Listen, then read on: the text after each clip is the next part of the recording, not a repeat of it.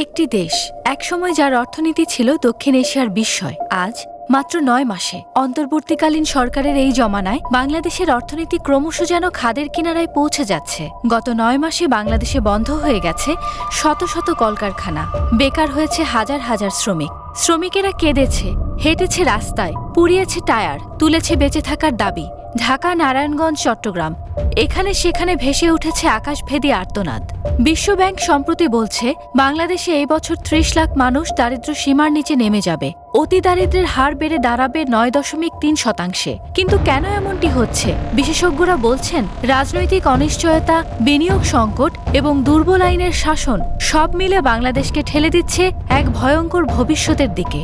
গত ১৭ April IMF কর্মকর্তারা ঢাকায় তাদের সফর শেষে জানিয়েছে বাংলাদেশ এখনও তাদের নির্ধারিত শর্ত পূরণ করতে পারেনি, ফলে তাদের দেয়া ঋণের চতুর্থ ও পঞ্চম কিস্তি আটকে আছে।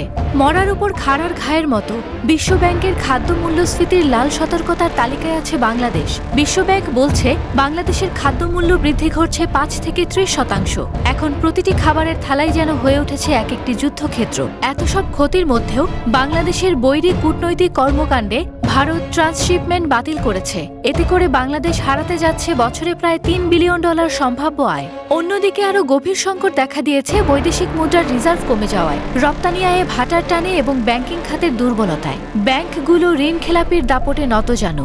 রাজস্ব আহরণে দুর্বলতা রাষ্ট্রের জীবনরস শুকিয়ে দিচ্ছে। বিনিয়োগকারীরা মুখ ফিরিয়ে নিচ্ছে, কারণ তারা জানে কোনো নির্বাচিত সরকার ছাড়া দীর্ঘমেয়াদী বিনিয়োগ নিরাপদ নয়। নির্বাচিত সরকার ব্যতীত বৈশ্বিক বাজারে বাংলাদেশের গ্রহণযোগ্যতাও ভয়ঙ্করভাবে কমে যাচ্ছে।